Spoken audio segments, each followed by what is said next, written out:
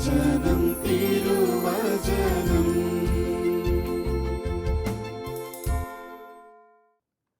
പിതാവിൻ്റെയും പുത്രൻ്റെയും പരിശുദ്ധാത്മാവിൻ്റെയും നാമത്തിൽ ആമേൻ. ഷാലോം. ടെലിവിഷനിലൂടെ തിരുവചനം ശ്രവിക്കുന്ന പ്രിയപ്പെട്ട ദൈവമക്കളെ, നിങ്ങളെല്ലാവരെയും ദൈവം സമൃദ്ധമായി അനുഗ്രഹിക്കട്ടെ എന്ന് ആത്മാർത്ഥമായി ഞാൻ പ്രാർത്ഥിക്കുകയാണ്. ഞാനിന്ന് നിങ്ങളുമായി പങ്കുവയ്ക്കുന്ന തിരുവചന ഭാഗം വിശുദ്ധ പൗലോസ്ലീഹ തിമോത്തിയോസിന് എഴുതിയ 1-ാം ലേഖനം 1-ാം അധ്യായം 12 മുതലുള്ള വാക്യങ്ങളാണ്. തിരുവചനം ഇപ്രകാരമാണ്.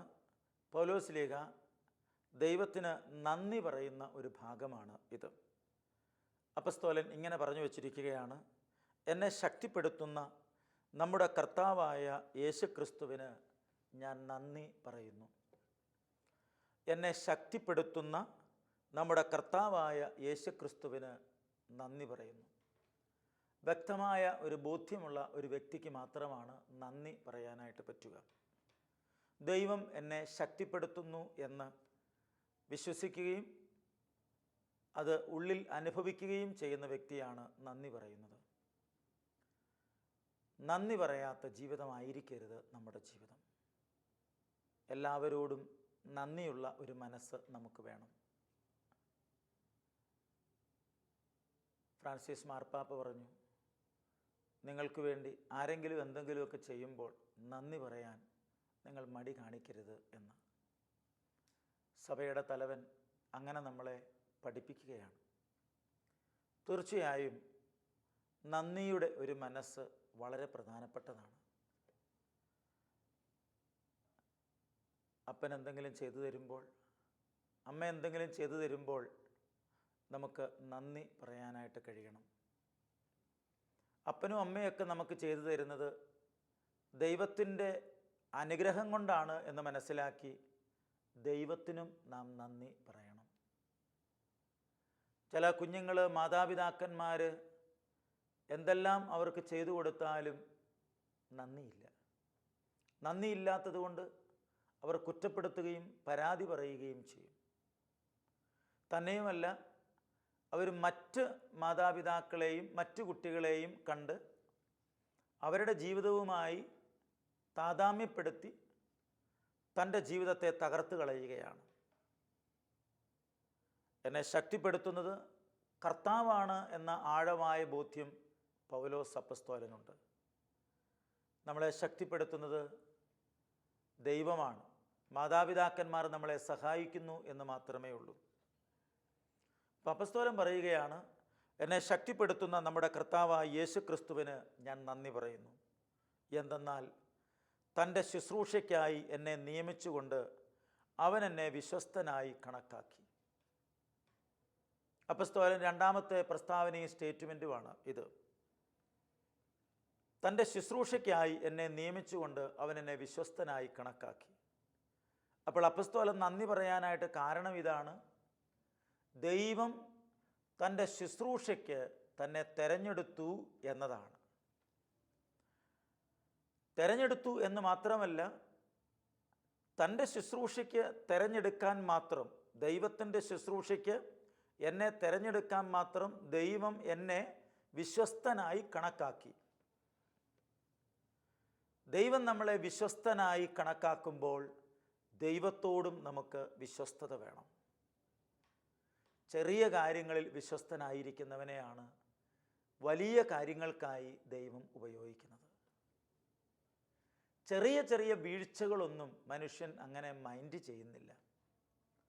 പക്ഷേ ചെറിയ ചെറിയ പാപങ്ങൾ, ചെറിയ ചെറിയ വീഴ്ചകൾ വലിയ വീഴ്ചകൾക്ക് കാരണമായിത്തീരും. ചെറിയ കാര്യങ്ങളിൽ വിശ്വസ്തത പുലർത്തിയാൽ വലിയ കാര്യങ്ങൾക്കായി ദൈവമാണ് അവനെ ഉപയോഗിക്കുന്നത്. കാരണം ഈ ചെറിയ കാര്യം പോലും ചെയ്യാനായിട്ട് ദൈവമാണ് അവനോട് ആവശ്യപ്പെട്ടിരിക്കുന്നത്. അതവൻ വിശ്വസ്തയോടെ ചെയ്തു കഴിഞ്ഞാൽ വലിയ കാര്യങ്ങൾക്ക് വേണ്ടി ദൈവം ഉപയോഗിക്കുകയാണ്. ഞാൻ ചെറിയ കാര്യങ്ങളൊന്നും ചെയ്യുകയില്ല എന്ന തീരുമാനത്തിലാണ് എങ്കിൽ എങ്ങനെ വലിയ കാര്യങ്ങൾ ദൈവം ഏൽപ്പിക്കും? ശുശ്രൂഷകരായിരിക്കുന്ന ധാരാളം ആളുകൾ ഇന്ന് ലോകത്തിൻ്റെ നാനാഭാഗങ്ങളിലുണ്ട്. ഒരു പാട്ട് പാടാൻ പറഞ്ഞാൽ, ഒരു കൊന്ത ചൊല്ലാൻ പറഞ്ഞാൽ, വരുന്ന ആളുകളെ ഒന്ന് ഇങ്ങോട്ട് കൂട്ടിക്കൊണ്ടുവരാൻ പറഞ്ഞാൽ, അവരുടെ ബാഗ് ഒന്നെടുത്ത് സഹായിക്കാൻ പറഞ്ഞാൽ, ഈ കാര്യങ്ങൾക്കൊന്നും എന്നെ കിട്ടുകയില്ല എന്ന മനോഭാവത്തോടു കൂടി നിൽക്കുന്ന ആളുകളുണ്ട്. ഞാൻ ചെയ്യുന്ന ഓരോ പ്രവൃത്തിയും ക്രിസ്തുവിനെ പ്രതിയായിരിക്കണം. ക്രിസ്തുവിനെ പ്രതി ചെയ്യുന്ന പ്രവൃത്തികൾക്കാണ് അനുഗ്രഹം ഉണ്ടാകുന്നത്. ഡോൺ ബോസ്കോ ഒരു വഴിയിൽ നടന്നു പോകുമ്പോൾ ഒരാൾ ദൈവദൂഷണം പറഞ്ഞുകൊണ്ടിരിക്കുകയാണ്. ഡോൺ ബോസ്കോ പതിയെ എന്തോ പറയുന്നത് കൂട്ടുകാരൻ കേട്ടു. നീ എന്താ ഇങ്ങനെ പതിയെ പതിയെ പിറുപിറുക്കുന്നത്? അപ്പോൾ അദ്ദേഹം ഇങ്ങനെ മറുപടി പറയുകയാണ്, നീ കേട്ടില്ലേ ഒരാൾ ദൈവത്തിന് നന്ദി പറയാതെ അതും ഇതുമൊക്കെ ചീത്ത പറഞ്ഞുകൊണ്ടിരിക്കുന്നത്, ദൈവദൂഷണം പറയുന്നത്. ഞാനതുകൊണ്ട് ദൈവമേ മഹത്വം, ദൈവമേ ആരാധന എന്ന് പറഞ്ഞ് ദൈവത്തിന് മഹത്വം നൽകുകയാണ്. അയാൾ ദൈവത്തെ ദുഷിക്കുന്നതിന് പകരം ഞാൻ ദൈവത്തെ മഹത്വപ്പെടുത്തുമ്പോൾ, ദൈവത്തിന് നന്ദി പറയുമ്പോൾ, അത്രയെങ്കിലും ദൈവത്തെ എനിക്ക് സ്നേഹിച്ച് ദൈവത്തിൻ്റെ മനസ്സിൻ്റെ സങ്കടം മാറ്റാമല്ലോ എന്നാണ് ഞാൻ കരുതുന്നത്. ദൈവത്തിനെതിരായി പ്രവർത്തിക്കുന്നവരെ നോക്കി ഭാരപ്പെടുകയല്ല, നാം ദൈവത്തോട് കൂടുതൽ വിശ്വസ്തരായി ജീവിക്കുക എന്നതാണ് ഏറ്റവും പ്രധാനപ്പെട്ട കാര്യം. ഞാൻ ദൈവത്തോട് കൂടുതൽ വിശ്വസ്തനായി മാറുക. അവിശ്വസ്തത കാണിക്കുന്ന ആളുകളെക്കുറിച്ച് കാണുമ്പോഴും കേൾക്കുമ്പോഴും അസ്വസ്ഥപ്പെട്ട ഒരു മനസ്സല്ല നമുക്കുണ്ടാകേണ്ടത്. ഞാൻ എങ്ങനെ വിശുദ്ധിയിൽ നിലനിൽക്കും? നമ്മളും കൂടെ അതിനെതിരായി സംസാരിച്ച് പ്രവർത്തിച്ചു കഴിഞ്ഞാൽ എങ്ങനെയാണ് മുന്നോട്ട് പോകുന്നത്? നമ്മുടെ കൂടെയുള്ള ആർക്കെങ്കിലും സംഭവിക്കുന്ന ഒരു വീഴ്ചയെക്കുറിച്ച് നാം സമൂഹത്തിൻ്റെ മധ്യത്തിൽ വിളിച്ചു പറയുന്നത് കൊണ്ട് എന്ത് മെച്ചമാണുള്ളത്? നമ്മുടെ കൂടെയുള്ളവരുടെ വീഴ്ച നമ്മുടെ വീഴ്ച തന്നെയാണ്. ശിരസ് ക്രിസ്തുവും നമ്മുടെ ശരീരവും അതിൻ്റെ അവയവങ്ങളുമാണ്. കാലിന് ഒരു ക്ഷതം പറ്റിയാൽ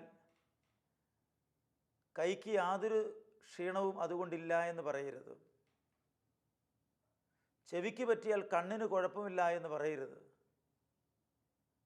കണ്ണിന് പറ്റിയാൽ കാലിനെന്ത് ഛേദം എന്ന് വയ്ക്കരുത്. എല്ലാം ശരീരത്തിൻ്റെ ഭാഗം തന്നെയാണ്. അതുകൊണ്ട് ഒരിക്കലും കൈക്കോ കാലിനോ ചെറിയൊരു മുറിവ് സംഭവിക്കുമ്പോൾ ദയവ് ചെയ്ത് ആ മുറിവ് വലിയ മുറിവാക്കി മാറ്റരുത്. പൗലോസ് അപ്പോസ്തലൻ വളരെ വ്യക്തമായി ഇവിടെ പറയുകയാണ്, മുമ്പ് ഞാൻ അവനെ നിന്ദിക്കുകയും പീഡിപ്പിക്കുകയും അധിക്ഷേപിക്കുകയും ചെയ്തിട്ടുണ്ട്, എങ്കിലും എനിക്ക് കരുണ ലഭിച്ചു. അറിവില്ലാതെ അവിശ്വാസിയായിട്ടാണ് ഞാൻ അങ്ങനെ പെരുമാറിയത്. അവിശ്വാസിയായിരുന്ന കാലത്ത് പലതും നമ്മൾ ചെയ്തു എന്ന് വരാം. പക്ഷെ വിശ്വാസിയായി തീരുമ്പോൾ, വിശ്വാസ സമൂഹത്തിലേക്ക് വന്നു കഴിയുമ്പോൾ നമ്മുടെ പെരുമാറ്റവും പ്രവൃത്തിയും ഒരു വിശ്വാസിക്ക് ചേർന്നതായിരിക്കണം. സങ്കീർത്തനക്കാരൻ പറയുന്നുണ്ട്, എൻ്റെ നീതിമാൻ വിശ്വാസം മൂലം ജീവിക്കുന്നു എന്ന്. നീതിമാൻ ജീവിക്കുന്നത് വിശ്വാസത്താലാണ്. വിശ്വാസം എന്ന് പറയുന്നത് അങ്ങേയറ്റത്തെ ദൈവാശ്രയമാണ്. എല്ലാം തകർന്നു പോകുന്നു, ഞാൻ ഇടപെട്ടില്ലെങ്കിൽ എല്ലാം തീരും എന്ന ചിന്തയിൽ നിന്നാണ് പലപ്പോഴും മനുഷ്യന് തെറ്റുകൾ ആരംഭിക്കുന്നത്. ദൈവത്തിൽ പരിപൂർണമായി ആശ്രയിക്കുന്ന വ്യക്തികൾ തകർന്നു പോകുന്നില്ല, അവരുടെ മനസ്സിടിയുന്നില്ല. ഡിവൈൻ ധ്യാനമന്ദിരത്തിൻ്റെ പ്രഥമ ഡയറക്ടറായിരുന്ന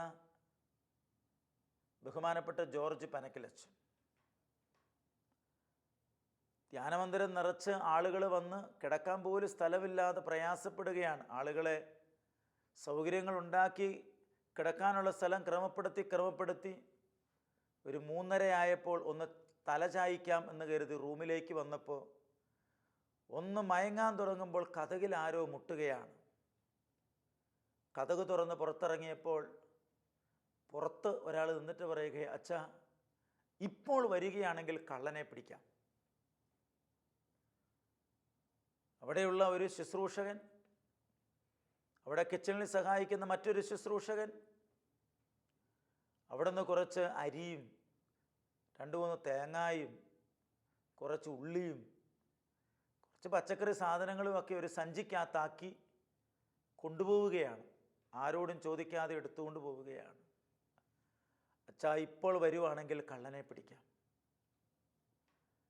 അച്ഛൻ മറുപടി പറഞ്ഞത് ഇങ്ങനെയാണ്: നീ ഇതിനു വേണ്ടിയാണോ എന്നെ ഇപ്പോൾ വിളിച്ചുണർത്താനായിട്ട് വന്നത്? അച്ഛാ, എന്നാലും അവനതെല്ലാം എടുത്തുകൊണ്ട് പോയില്ലേ? അവനത് തെറ്റാന്ന് തോന്നുമ്പോൾ അവൻ തിരിച്ചു കൊണ്ടുവരും. നീ പോയി കിടന്നുറങ്ങുക. നിനക്കും എന്തെങ്കിലും വേണേൽ നീ എടുത്തുകൊണ്ട് പോയിക്കോളാം. തെറ്റ് ചെയ്തവനെ കയ്യോടെ പിടിപ്പിക്കാം എന്ന് കരുതി വന്ന അദ്ദേഹം ആ എടുത്തുകൊണ്ട് പോയ ആൾക്ക് വേണ്ടി പ്രാർത്ഥിക്കാൻ തുടങ്ങി. പനക്കലശനെ സംബന്ധിച്ചിടത്തോളം ആ എടുത്തുകൊണ്ട് പോകുന്ന വസ്തുക്കൾ വിലയുള്ളതായി കണക്കാക്കുന്നേയില്ല. അതിനെക്കുറിച്ച് ശ്രദ്ധിക്കുന്നില്ല. എടുത്തുകൊണ്ട് പോകുന്നവനെ ഒരു കള്ളനായി ചിത്രീകരിക്കുന്നില്ല. വിൻസെൻ്റ് ഡി പോളിൻ്റെ ചൈതന്യം ഉൾക്കൊള്ളുന്ന വിൻസെൻഷ്യൻ സഭാ വൈദികൻ, അതുപോലെ ഫ്രാൻസിസ് അസീസിയൊക്കെ അവരുടെ ആശ്രമത്തിൽ കയറിയ കള്ളന്മാരെ ഒന്നും കള്ളന്മാരായിട്ട് കാണുകയല്ല, സഹോദരന്മാരായി കണ്ടതുകൊണ്ട് അവരൊരിക്കലും കള്ളന്മാരായിട്ട് മരിച്ചിട്ടില്ല. അവരൊക്കെ അവരുടെ ശിഷ്യന്മാരായിട്ടാണ് മരിച്ചത്. നമ്മളൊരു വ്യക്തിയെ എങ്ങനെ കാണുന്നു എന്നത് വളരെ പ്രധാനപ്പെട്ട കാര്യമാണ്. പൗലോസ്ലീഹ ഇവിടെ പറയുകയാണ്, ഒരു കാലത്ത് ഞാൻ കർത്താവിനെ പീഡിപ്പിച്ചിട്ടുണ്ട്, വേദനിപ്പിച്ചിട്ടുണ്ട്, മുറിപ്പെടുത്തിയിട്ടുണ്ട്. അറിവില്ലാതെ അവിശ്വാസിയായിട്ടാണ് ഞാൻ പെരുമാറിയത്. ഒരു വിശ്വാസി ദൈവത്തിൽ ആശ്രയിച്ചാണ് എല്ലാ കാര്യങ്ങളും ചെയ്യുന്നത്. ചുറ്റുപാടുമുള്ള കാര്യങ്ങളെ വിശ്വാസത്തിൻ്റെ കണ്ണുകൾ കൊണ്ടാണ് കാണുന്നത്. ദൈവം എല്ലാം ഭംഗിയായി ചെയ്യും എന്ന് ആ വ്യക്തി വിശ്വസിക്കുന്നു. വിശ്വാസികളുടെ പിതാവായ അബ്രാഹാം നാടും വീടും ബന്ധുക്കളെയും വിട്ട് ഇറങ്ങിപ്പോരുമ്പോൾ ദൈവത്തിൻ്റെ വാക്കിൽ മാത്രമാണ് വിശ്വാസം അർപ്പിച്ചത്. ഇന്ന് സംസാരിച്ചവൻ നാളെയും സംസാരിക്കുമെന്ന് അബ്രാഹത്തിന് അറിയാമായിരുന്നു. ഇറങ്ങിപ്പോരാൻ പറഞ്ഞവൻ വഴിക്കിട്ടിട്ട് പോവില്ല എന്ന് നല്ല ഉറപ്പ് അബ്രാഹത്തിനുണ്ടായിരുന്നു. ദൈവത്തിൻ്റെ വിളി കേട്ടാണ് പ്രിയപ്പെട്ട സഹോദര സഹോദരി നീ ക്രിസ്തു വിശ്വാസത്തിലേക്ക് ഇറങ്ങി പുറപ്പെട്ടതെങ്കിൽ ദൈവം നിന്നെ ഇടയ്ക്ക് ഇട്ടിട്ട് പോവുകയില്ല. ഒരിക്കലും ദൈവം നിന്നെ ഉപേക്ഷിക്കുകയില്ല. നീ ക്രിസ്തുവിന് വേണ്ടി സ്വീകരിച്ചിട്ടുള്ള സഹനങ്ങൾ, ക്രിസ്തുവിന് വേണ്ടി സഹിച്ചിട്ടുള്ള കാര്യങ്ങൾ, ക്രിസ്തുവിന് വേണ്ടി നീ എന്തെല്ലാം ചെയ്തിട്ടുണ്ടോ അതെല്ലാം നമ്മുടെ കർത്താവിൻ്റെ കണക്ക് പുസ്തകത്തിലുണ്ട്. ഈ ലോകത്തിൽ ആരും നിന്നെ കണ്ടില്ല എങ്കിലും, ഈ ലോകത്തിൽ ആരും നിന്നെ മനസ്സിലാക്കിയില്ല എങ്കിലും ദൈവം നിന്നെ മനസ്സിലാക്കുന്നുണ്ട്. നിൻ്റെ അപ്പൻ മറന്നാലും നിൻ്റെ അമ്മ മറന്നാലും ഞാൻ നിന്നെ മറക്കില്ല എന്ന് കർത്താവ് പറഞ്ഞല്ലോ. ഒരിക്കലും മറക്കാത്തവൻ നമ്മുടെ കൂടെയുണ്ട്. ആരെയും ഉപേക്ഷിക്കാത്തവൻ നമ്മുടെ കൂടെയുണ്ട്. അതുകൊണ്ട് ആ കർത്താവിനെയാണ് നാം സ്വന്തമാക്കേണ്ടത്. പൗലോസ്ലീഹ പറയുകയാണ്, കർത്താവിൻ്റെ കൃപ യേശു ക്രിസ്തുവിലുള്ള വിശ്വാസത്തോടും സ്നേഹത്തോടുമൊപ്പം എന്നിലേക്ക് കവിഞ്ഞ് ഒഴുകി. ഞാൻ വായിക്കുന്നത് 1 തിമോത്തി 1-ാം അധ്യായം 12 മുതൽ 18 വരെയുള്ള തിരുവചന ഭാഗമാണ് ഞാൻ വ്യാഖ്യാനിച്ച് വായിച്ച് സംസാരിച്ചു കൊണ്ടിരിക്കുന്നത്. പ്രിയപ്പെട്ട ദൈവമക്കളെ, പൗലോസ് അപ്പസ്തോലൻ്റെ ഒരു മനസ്സും മനോഭാവവും ഒക്കെ നമുക്കും ഉണ്ടാകേണ്ടതാണ്. കർത്താവിൻ്റെ കൃപ യേശു ക്രിസ്തുവിലുള്ള വിശ്വാസത്തോടും സ്നേഹത്തോടുമൊപ്പം എന്നിലേക്ക് കവിഞ്ഞൊഴുകി. ദൈവത്തിൻ്റെ കൃപ നമ്മളിലേക്ക് കടന്നു വരണമെങ്കിൽ യേശു ക്രിസ്തുവിൽ നമുക്ക് വിശ്വാസം ഉണ്ടാകണം. യേശു ക്രിസ്തു എന്നെ അനുഗ്രഹിക്കും എന്ന വിശ്വാസം. അങ്ങനെ വിശ്വസിക്കുന്നവരിലേക്കാണ് ദൈവത്തിൻ്റെ കൃപ കടന്നു വരുന്നത്. അപ്പസ്തോലൻ തൻ്റെ പല ബലഹീനതകളും മാറാൻ വേണ്ടി പ്രാർത്ഥിച്ചിട്ടുണ്ട്. തമ്പുരാൻ്റെ സന്നദ്ധിയിൽ കമിഴ്ന്ന് കിടന്ന് പ്രാർത്ഥിക്കുന്നു, കരഞ്ഞു പ്രാർത്ഥിക്കുന്നു. ദിവസത്തിൽ 3 തവണ ഞാൻ കമിഴ്ന്ന് കിടന്ന് പ്രാർത്ഥിച്ചു എന്നൊക്കെ അപ്പസ്തോലൻ പറയുന്നുണ്ട്.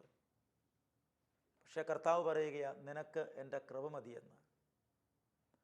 അപ്പോൾ ഇവിടെ അപ്പസ്തോലൻ പറഞ്ഞു വച്ചിരിക്കുകയാണ്, കർത്താവിൻ്റെ കൃപ യേശുക്രിസ്തുവിലുള്ള വിശ്വാസത്തോടും സ്നേഹത്തോടുമൊപ്പം എന്നിലേക്ക് കവിഞ്ഞൊഴുകി. ഈ കൃപയാണ് നമ്മളിലേക്ക് കവിഞ്ഞ് ഒഴുകുന്നത്, കവിഞ്ഞൊഴുകുന്ന ഒരു കൃപ. കൃപ കവിഞ്ഞൊഴുകുമ്പോൾ അത് അനേകർക്ക് അനുഗ്രഹമായി തീരുകയാണ്. അവരും കൃപ സ്വീകരിക്കുന്നു, അവരും അഭിഷേകം പ്രാപിക്കുന്നു.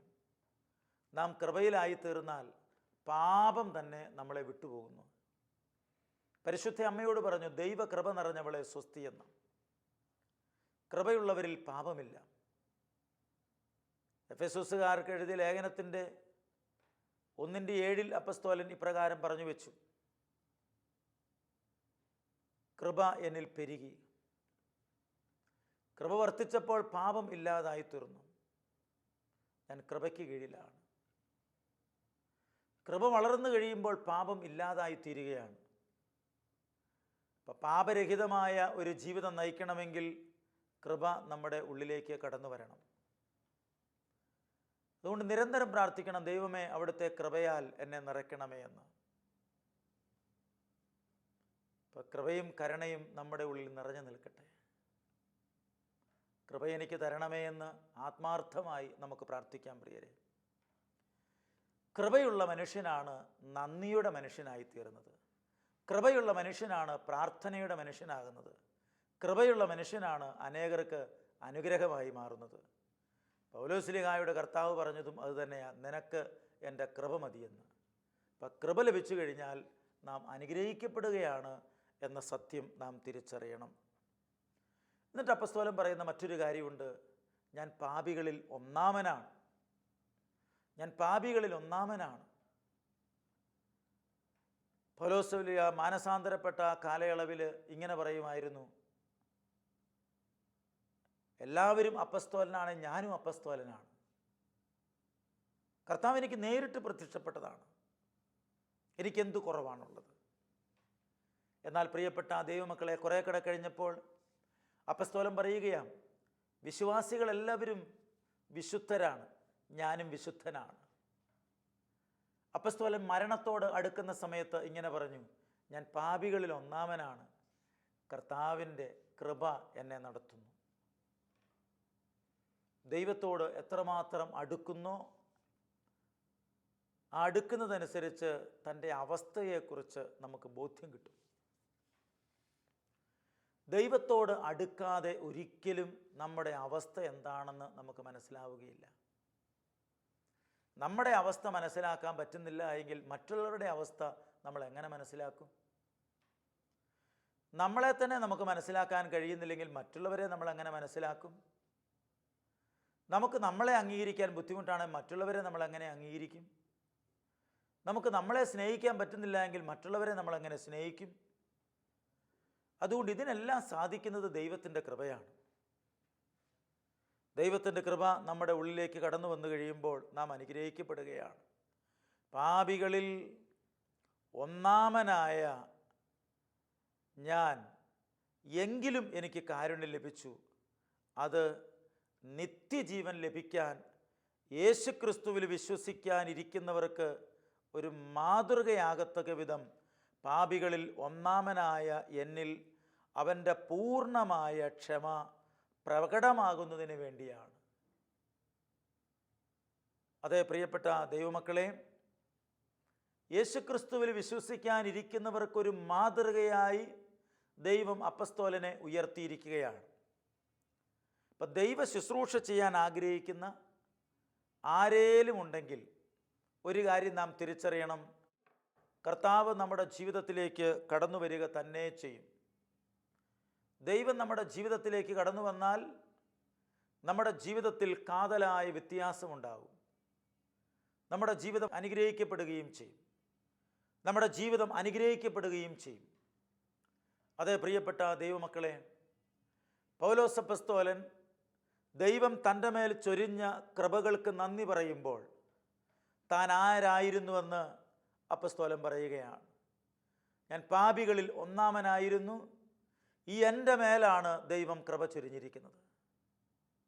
താൻ പാപിയാണല്ലോ എന്ന് കരുതി അപ്പസ്തോലൻ നിരാശപ്പെടുകയല്ല. പാപിയായ എൻ്റെ മേൽ ദൈവം കൃപ ചൊരിയുന്നു എന്നതിൽ ആനന്ദിക്കുകയാണ്. തിരുവചനം കേൾക്കുന്ന പ്രിയപ്പെട്ട സഹോദര സഹോദരി, ഏതു തകർച്ചയിലും പാപത്തിലും ദുഃഖത്തിലും പൈശാചിക പീഡനത്തിലുമാണ് എങ്കിലും ദൈവത്തിൻ്റെ കൃപ നമ്മുടെ മേൽ കടന്നു വന്നു കഴിഞ്ഞാൽ നമ്മുടെ ജീവിതം മാറും, നമ്മൾ അനുഗ്രഹിക്കപ്പെടും. കൃപയില്ല എങ്കിൽ നമുക്കൊരിക്കലും ദൈവത്തോട് ചേർന്ന് നിൽക്കാൻ പറ്റുകയില്ല. കൃപയുള്ളവൻ അങ്ങുവരെയും ദൈവത്തോട് ചേർന്ന് നിൽക്കും. അപ്പസ്തോലൻ മരണസമയത്ത് പറയുന്നൊരു വാക്കുണ്ട്, ഞാൻ നല്ലവണ്ണം യുദ്ധം ചെയ്തു, ഞാൻ എൻ്റെ ഓട്ടം പൂർത്തിയാക്കി, എൻ്റെ വിശ്വാസം ഞാൻ കാത്തു സംരക്ഷിച്ചു.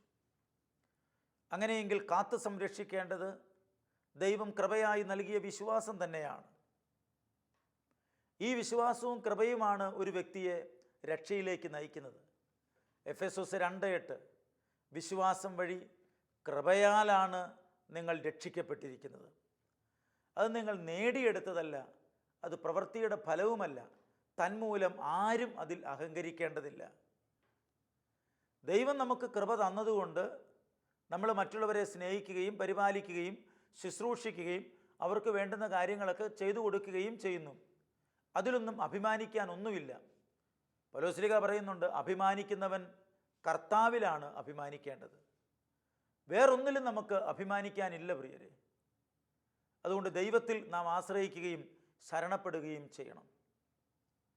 ദൈവത്തോട് ചേർന്ന് നിൽക്കാൻ ആര് തയ്യാറാകുന്നോ അവരുടെ ജീവിതം അനുഗ്രഹിക്കപ്പെടും. അവരൊക്കെ നന്ദിയുള്ളവരായിരിക്കും. ദൈവത്തോട് നന്ദി കാണിച്ചാൽ തീർച്ചയായിട്ടും മനുഷ്യരോടും നാം നന്ദിയുള്ളവരായിരിക്കും. ദൈവത്തോട് നന്ദി കാണിക്കാത്തത് കൊണ്ട് മനുഷ്യരോട് നമുക്ക് നന്ദി കാണിക്കാനായിട്ട് കഴിയുന്നില്ല. ഒരു സഹോദരി എപ്പോഴും അപ്പനോടും അമ്മയോടും പറയുകയാണ്, ഞാൻ ഈ വീട്ടിലെ അല്ല, എൻ്റെ തലയിൽ ഒരു മുടി പോലുമില്ല, മൊട്ടത്തല പോലെയായി തീർന്നുകൊണ്ടിരിക്കുകയാണ്. ഇച്ചിരി വലിയ നെറ്റിയാണെന്ന് മാത്രമേ ഉള്ളൂ, നല്ല സൗന്ദര്യമുള്ള ഒരു പെൺകുട്ടിയാണ്, അവൾ ദൈവത്തെ പഴിക്കുന്നു. ഈ അപ്പനും അമ്മയും എൻ്റെ അപ്പനും അമ്മയല്ല, ഇവരുമായിട്ട് എനിക്കൊരു ബന്ധവുമില്ല, ഞാൻ ഏതോ വീട്ടിൽ ജനിച്ചതാ, ഏതോ അപ്പന് ജനിച്ചതാ, ഞാൻ ഈ വീട്ടിലായിപ്പോയതാ, ഹോസ്പിറ്റലിൽ നിന്ന് മാറിക്കിട്ടിയതായിരിക്കും. അപ്പനും അമ്മയും കാല് പിടിച്ച് പറയുന്നു, സമ്മതിക്കുന്നില്ല. അവളൊരു നേഴ്സാണ്, അവൾക്ക് ആരെയും ഫോൺ വിളിക്കുന്നത് പോലും ഇഷ്ടമില്ല, അവൾക്ക് ആരോടും ഒരു ബന്ധമില്ല, അവൾ ഒറ്റയ്ക്ക് ജീവിക്കാൻ ഇഷ്ടപ്പെടുകയാണ്. അവൾ തന്നിലേക്ക് തന്നെ ചുരുങ്ങിക്കൊണ്ടിരിക്കുകയാണ്. പ്രിയപ്പെട്ട ദൈവമക്കളെ, നാം ദൈവത്തിലേക്ക് വളരേണ്ടതിന് പകരം നമ്മിലേക്ക് ചുരുങ്ങരുത്. നമ്മളിലേക്ക് നോക്കിയാൽ നമ്മുടെ കുറേ കുറവുകളല്ലാതെ എന്താ നമുക്ക് കണ്ടെത്താനായിട്ട് പറ്റുന്നത്? മനുഷ്യനിലേക്ക് നോക്കിയാൽ അവന് കുറവുകളേയുള്ളൂ. ദൈവത്തിലേക്ക് നോക്കി ദൈവത്തിൻ്റെ കണ്ണുകളിലൂടെ നമ്മൾ മനുഷ്യനെ കാണാൻ തുടങ്ങിയാൽ ദൈവം നന്മ കാണുന്നവനായതുകൊണ്ട് നന്മ കാണുന്നവരായി നമ്മളും മാറും. നമ്മുടെ ജീവിതം അനുഗ്രഹിക്കപ്പെടും. പൗലോസ്ലീഹായ്ക്ക് പറയാനായിട്ട് മടിയുണ്ടായിരുന്നില്ല, ഞാൻ പാപികളിൽ ഒന്നാമനാണ്. ഒരു കാലത്ത് ഞാൻ കർത്താവിനെ പീഡിപ്പിച്ചിരുന്ന വ്യക്തിയാണ്. ദൈവത്തിൻ്റെ കരുണ, ദൈവത്തിൻ്റെ കൃപ എൻ്റെ മേൽ കടന്നു വന്നു, അതെന്നിൽ കവിഞ്ഞൊഴുകി. അതുകൊണ്ട് എന്നെ ശക്തനാക്കുന്ന എൻ്റെ ദൈവത്തിന് ഞാൻ നന്ദി പറയുകയാണെന്ന് അപ്പസ്തോലൻ പറഞ്ഞു. അതെ പ്രിയപ്പെട്ട ദൈവമക്കളെ, നന്ദി ദൈവം പ്രതീക്ഷിക്കുന്നുണ്ട്. 10 കുഷ്ഠരോഗികളെ സുഖപ്പെടുത്തി കഴിഞ്ഞപ്പോൾ 9 പേര് വന്നില്ല, ഒരാൾ മാത്രം വന്നു. വന്നയാളോട് ഈശോ ഒരു ചോദ്യം ചോദിക്കുകയാണ്, 10 പേരെയാണല്ലോ ഞാൻ സുഖപ്പെടുത്തിയത്, എന്തിയെ ബാക്കി 9 പേര്? ദൈവം സുഖപ്പെടുത്തുമ്പോൾ, ദൈവം ഒരനുഗ്രഹം തരുമ്പോൾ ദൈവം പ്രതീക്ഷിക്കുന്നത് നാം ദൈവത്തിൻ്റെ കൂടെ നിൽക്കണം എന്നാണ്. ദൈവത്തോട് കൂടെ നിൽക്കണം, അത് ദൈവം ആഗ്രഹിക്കുന്നൊരു കാര്യമാണ്. അങ്ങനെയെങ്കിൽ വായുവും വെള്ളവും എല്ലാം സൗജന്യമായി സ്വീകരിക്കുന്ന നമ്മൾ എന്തെല്ലാം കാര്യത്തിന് നന്ദി പറയാനുണ്ട്. നന്ദി പറഞ്ഞ് ജീവിക്കുക. നന്ദി പറഞ്ഞ് പ്രാർത്ഥിക്കുക. എല്ലാത്തിനെയും ഓർത്ത് നന്ദി പറഞ്ഞാൽ നമ്മുടെ പല രോഗങ്ങളും വിട്ടുപോകും. നമ്മുടെ മനസ്സിൻ്റെ പല ദുഃഖങ്ങളും വിട്ടുപോകും. നമ്മൾ കൃപയിലും വിശുദ്ധിയിലും വളരും. അങ്ങനെ നന്ദിയുടെ ഒരു ജീവിതം, അഭിഷേകത്തിൻ്റെ ഒരു ജീവിതം നമുക്ക് നയിക്കാം. നമ്മൾ ആരാണെന്നും എവിടെ നിന്നാണ് വന്നതെന്നും ദൈവമാണ് നമ്മളെ വിളിച്ചതെന്നും വിളിച്ച ദൈവം നമുക്ക് എന്തെല്ലാം ചെയ്തു എന്നും ആഴമായ ബോധ്യമുള്ളവരായി മാറാം നമുക്ക്. അങ്ങനെ നമുക്ക് വളരാം. നമുക്ക് പ്രാർത്ഥിക്കാം. കർത്താവെ, കരുണയുള്ള നല്ല ദൈവമേ, അപ്പസ്തോലനായ പൗലോസ് ഇപ്രകാരം പറഞ്ഞല്ലോ, എന്നെ ശക്തനാക്കുന്നവനിലൂടെ എനിക്ക് എല്ലാം ചെയ്യാൻ കഴിയും. ഞാൻ പാപികളിൽ ഒന്നാമനായിരുന്നു. കർത്താവിൻ്റെ കൃപ എന്നിലേക്ക് കവിഞ്ഞ് ഒഴുകി. മുമ്പ് ഞാൻ അവനെ അധിക്ഷേപിക്കുകയും പീഡിപ്പിക്കുകയും ചെയ്തുവെങ്കിലും എനിക്ക് കരുണ ലഭിച്ചു. ദൈവത്തിൻ്റെ കരുണയിൽ ആശ്രയിച്ച് ജീവിക്കുവാനും വളരുവാനും ഞങ്ങൾക്ക് കൃപ തരണമേ എന്ന് പ്രാർത്ഥിക്കുന്നു. നിത്യം പിതാവും പുത്രനും പരിശുദ്ധാത്മാവുമായ സർവേശ്വര എന്നേക്കും ആമേൻ.